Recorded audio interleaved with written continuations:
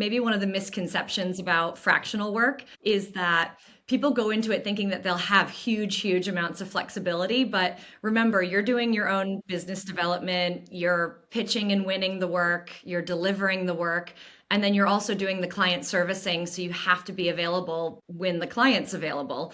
So you can absolutely craft a lot of flexibility around this and choose the kind of clients you want to pick. But I always tell people, especially when you're starting out, there'll probably need to be more flexibility until you can ramp up your pipeline of work.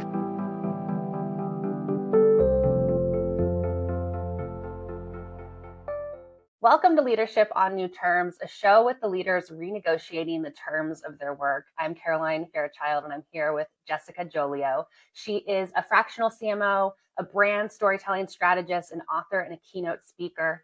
Jessica, thanks so much for joining us. Well, thank you so much for having me. I'm really excited for this conversation. You've had such a differentiated career path that I know so many of our viewers are going to want to hear more about. You've held, several marketing senior roles at some very well-known companies early on in your career at Dunkin', most recently at Nokia. When was the moment where you thought maybe the traditional career path of climbing the corporate ladder across companies within the same company was not the path for you? Yes, so I'm very lucky. I'm about 20 years into my career now, and I've had the luck of working for incredible companies. I joined those companies at very specific moments of growth and change. So with TripAdvisor, I was in the first 200 employees, and we actually more than doubled during my 2 or so years there. At Dunkin', we were on the IPO path, which was a very fascinating experience to have private equity firms come in and learn how you work within that environment.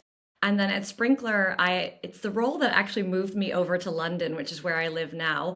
And I was an early employee in Europe, helping them to build out that region. So as you can see, the red thread between a lot of these career opportunities is I was joining these businesses during key moments of the business. So think scale, growth, and really learning how to drive marketing to commercial outcomes. And I think what changed over time for me professionally was my understanding of where I do the best work. And at a certain point, I became less interested in climbing the traditional corporate ladder and more interested in building a model around those experiences where I could bring that speciality to different businesses, but in a more focused way. Was there a moment at some point along the way when you realized, wow, this is what I want to do? And perhaps if I take a more traditional route, don't go the fractional route or start your own firm, it wouldn't be possible? It's interesting because I do think marketing has changed now and marketers have to be more adaptable in their fields. So if you do strategically look for the right roles, you can keep kind of hopping.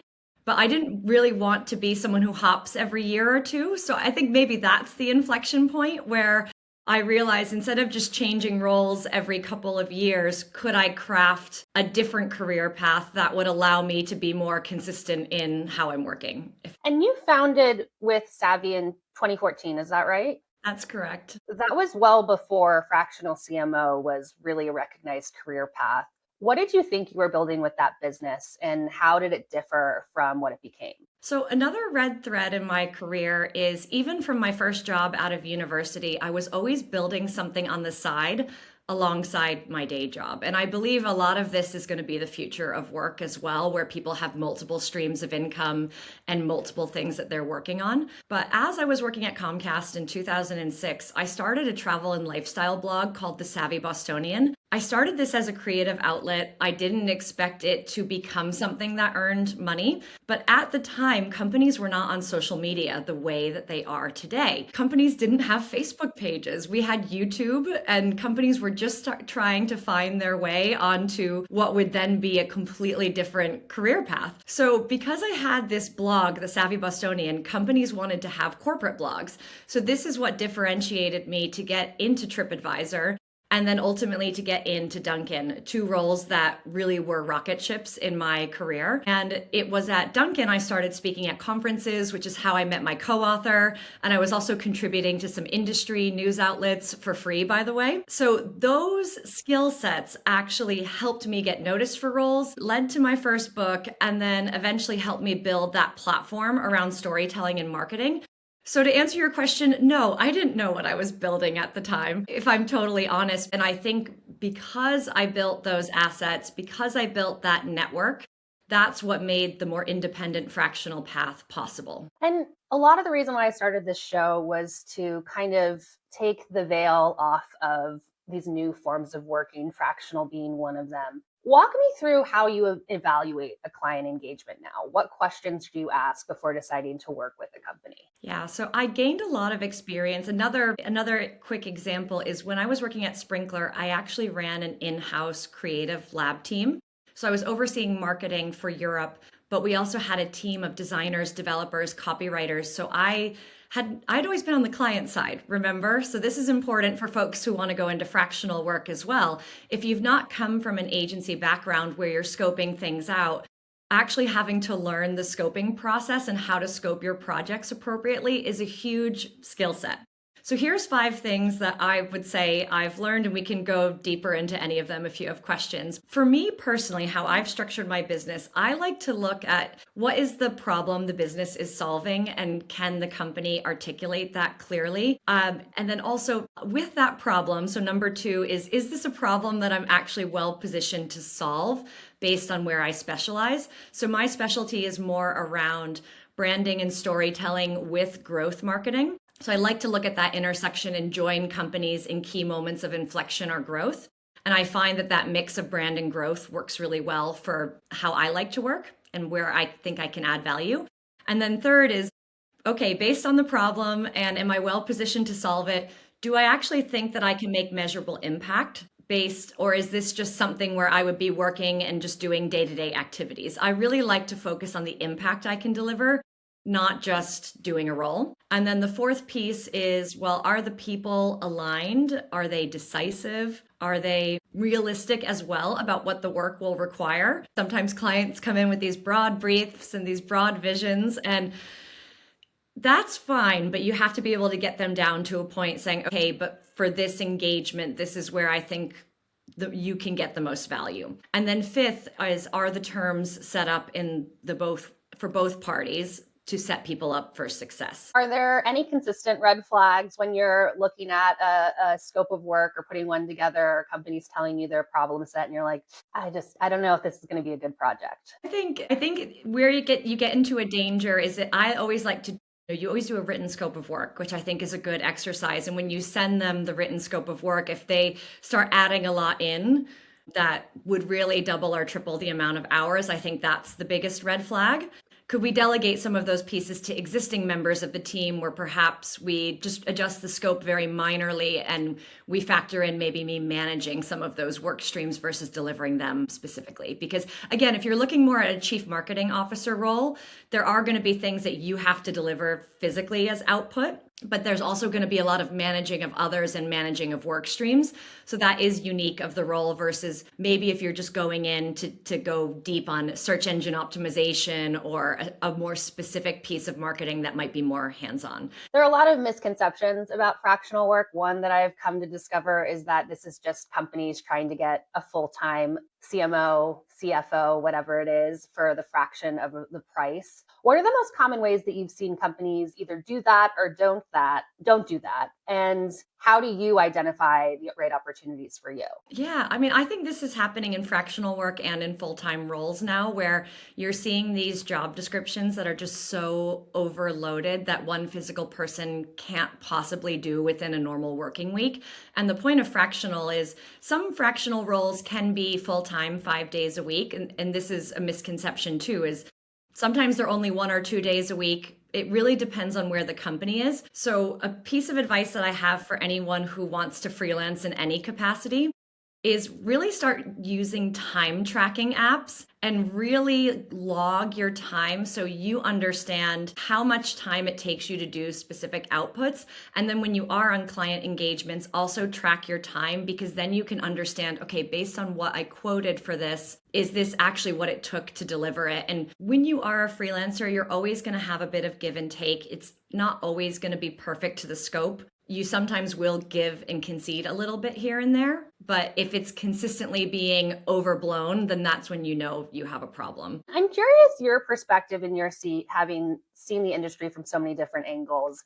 why you think that the fractional route is so prevalent amongst CMOs. When you look at the average tenure of a CMO, it's one of the lowest in the C-suite, and about a third of S&P 500 companies have eliminated the CMO title. So how do you read those numbers? How is it leading to this influx of fractional work that we're seeing? For me, I look at it as a sign that marketing has become one, more commercial, and two, more fragmented. So marketers are being held to business outcomes across more channels, more stakeholders, and also on shorter time horizons than ever before. So at the same time, many companies are still under investing in that brand building work while they're saying they want growth. But essentially, it's investing in that brand building work that makes the growth more effective over time. So I don't read these stats is that marketing matters less. If anything, I think marketing matters more now, but I do think the role is becoming more challenging to define and more challenging to do well. And why I see the cycling at the average of 4.1 years is companies cycle through different kinds of marketing leadership depending on the stage of growth that they're in, which is why sometimes these specialist and fractional models are essentially becoming more attractive. You mentioned how marketing is more in demand. I couldn't agree more. You see all of these job listings right now asking for storytellers, particularly in the age of AI. Why is that such a prevalent skill that's in demand right now? What are you seeing from companies in terms of how AI is impacting their desire to hire storytellers and think about marketing in a different way? I feel a bit validated because there was an article that went totally viral in the Wall Street Journal and had this like tsunami effect on LinkedIn. And essentially, the data framed in the article shows that the number of job descriptions, as you've said, is increasing, which shows the increasing demand for storytellers, which I think this is great. But my hot take is maybe a bit contrarian in the sense that I don't think that they're hiring more storytellers because they want more content. We know with AI, it's so much easier to create content en masse. I love writing my own content, but even I've now found some shortcuts with AI in terms of the brainstorming process. So they're hiring storytellers not to create more content, but because they have what I call a coherence problem. So, things we've talked about in this interview, the media landscape is becoming way more fragmented, and customer journeys are becoming more fragmented as a result. There's so many different paths, whether you're B2B or B2C, where people can come to find you. And internally, teams are optimizing for different things. So, marketing's chasing more growth and performance, PR wants to get coverage, product is chasing features, leadership is showing the vision of what they're trying to do. And each message makes sense in isolation, but they don't always add up to that clear story that drives the commercial outcomes. So this is why I'm saying the demand is more structural, not creative. So it's that way with how you connect brand ambition, business strategy, and customer experience. So the stories that you're telling across all of the different customer facing touch points, they operate in a more consistent way and they operate upstream of execution. So not just coming up as tactical pieces of content. This is the fragmentation is really the issue right now. And this is why I argue that some of the danger of a lot of these roles that you see is they're more in a tactical output execution role where you still need that leadership level to bring it all together. So storytelling is a strategic discipline as opposed to just a creative venture. Yeah, so I think any leader, regardless of if you're in marketing, should be learning storytelling as a strategic leadership skill, how you articulate your vision as a company, your vision, your mission, your values, what you're trying to achieve when you're with your team, and how that layers through the process, through the end consumer. And Jessica, you're based in London, and this show is all about getting under the hood about how different working styles change your relationship with work. How does geography affect the terms of your work? Is there something about being outside the US corporate environment that gives you some more structural independence? A bit in the sense that there is a huge work environment for fractional and freelance roles in the UK. So for example, a lot of maternity leaves can be anywhere from 6 months to a year here. So that does create a lot of demand for more short-term or fractional work. But in terms of how I structure my work, It has been great. I've gotten pulled into a lot of networks here. I still do work with some US clients, and how I manage that from a geography standpoint is I do like to try and stay as much as possible to core working hours in the UK, but I'm also really happy to be flexible when it matters because sometimes, but I think one of the things, maybe one of the misconceptions about fractional work is that people go into it thinking that they'll have huge amounts of flexibility. But remember, you're doing your own business development, you're pitching and winning the work, you're delivering the work, and then you're also doing the client servicing. So you have to be available when the client's available. So you can absolutely craft a lot of flexibility around this and choose the kind of clients you want to pick. But I always tell people, especially when you're starting out, there'll probably need to be more flexibility until you can ramp up your pipeline of work. So fractional doesn't necessarily mean flexible, but you can build it in. Jessica, I'm wondering what about the fractional model, if it's not flexibility, is exciting to you and works for you? And how does someone know that fractional is something that they would be good at? Yeah, so what appeals to me is I think for me I've really tried to specialize in where I think I add the most value. So for me fractional is probably less about flexibility, but it's more about the work that I'm specialized in. And I like a lot of variety in my work as well. So also just I've said, a red thread in my career is just kind of listening to the things that pull me. Sometimes when I'm talking to someone, I'm like, that's really like I get very excited about the project. So it might not be a project that would cover my full-time income needs. So this allows me to really leverage a lot of my interests in terms of that. And yes, there are times where the flexibility is really amazing as well. If you want to go play tennis in the morning and you can structure your workload accordingly, that is very possible as well. And I'm curious what you think is broken about the traditional 9 to 5, one employer model that is especially driving so many women into fractional leadership. Yeah, I think the return to office piece has been challenging for women. So I think the pandemic did change us a lot, where we started to realize, oh, like I'm in my living room right now doing this interview. And the fact that we can work from home, I think does work better for us as women. So we can be more flexible in terms of, if there's children in the house or other kind of things that you need to do. But it really just depends on how you work. So that's one piece. I think the flexibility to work from home. But I also think for women, if you're like me and you like to multitask and work on a lot of projects, I think we are probably a little bit better at multitasking maybe than some of the male persuasion are. So I think there's research that backs that up. And I do think as well, perhaps maybe it's certain fields like marketing where if you are specialized and say you're really great, I think I've talked about like public relations or search engine optimization. If you build a specific niche in an area, you'll find that there's a lot of demand for that, which does open the door more to that freelancing. So what's next for you in this phase of your career? I know you just jumped back into the fractional model. As you think about the next 5 years, what are some goals or how you're thinking maybe differently about this phase? Yeah, so I'm so excited about the rise of AI, and that's an area that I'm trying to learn more and specialize more in. I think if you want to be successful in freelance or fractional work, you do need to read the industry and see where it's going. So for me, also the fractional piece allows me to invest a lot in my learning and upskilling as well. I have time that I carve into my work week to do that. So I'm focused on that area, but I will continue to do some of the fractional CMO and fractional marketing work as well, but trying to be very selective on the projects that I think just really like jump out to me that I would love to work on. A true multi-hyphenate.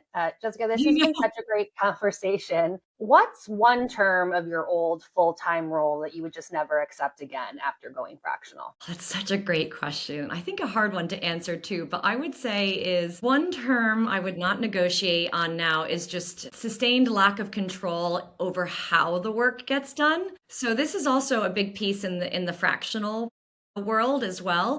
Because I can operate in fast moving environments, I can handle ambiguity, but really I do my best work when there's enough autonomy to prioritize well, to think deeply, to actually solve the problem. So I did struggle a lot when I was in those open floor plan office environments and people are constantly interrupting you. Whereas you're in the middle of this great flow and then someone comes in and you totally lose the productivity there. So that is something that works well for how I like to work with the fractional piece. And I do feel like that kind of constant interruption, micromanagement, reactive ways of working may look productive on the surface in some companies, but I do think they reduce the quality of work. And I'm now very clear that I want the space to do that high value thinking if I am going to deliver the results I think I can deliver for that business. Autonomy is key, and no micromanagement. I think that that's something that we all strive for in our career. Amen. Yeah. Jessica, thank you so much for joining us. Thank you for having me. This is Leadership on New Terms. You can find us on LinkedIn, Substack, as well as YouTube. And I'll see you back here next week.